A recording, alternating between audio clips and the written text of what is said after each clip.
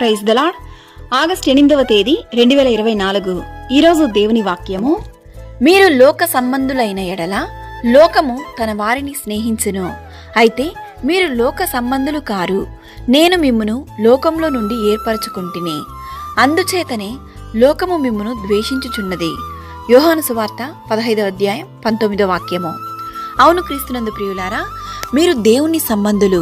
మీలో ఉన్నవాడు లోకంలో ఉన్నవాని కంటే గొప్పవాడు గనుక మీరు వారిని అనగా లోకంలో ఉన్న వాటిని జయించి ఉన్నారు.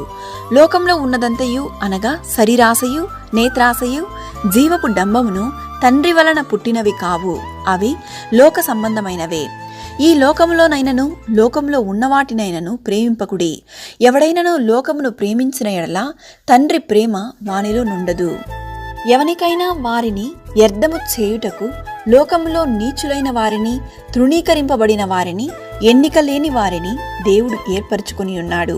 ఈరోజు ఈ వాక్యం వింటున్న ప్రియ దేవుని బిడ్డ, నీవు కూడా నీ జీవితంలో ఎంతో అవమానింపబడి లోకంలోని మనుషుల ద్వారా ఎంతో హేళనగా నిందింపబడుతున్నావా? దిగులు చెందకు. సర్వ సృష్టికర్త అయిన దేవుడు నిన్ను ఈ లోకంలో నుండి ఏర్పరచుకుని ఉన్నాడు. నీపై ఆయన యొక్క గొప్ప ప్రణాళిక ఉంచాడు.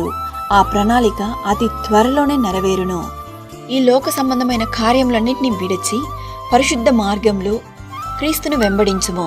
ప్రభువైన యేసుక్రీస్తు కృప నీకు తోడైండును గాక. ఆమేన్. God bless you.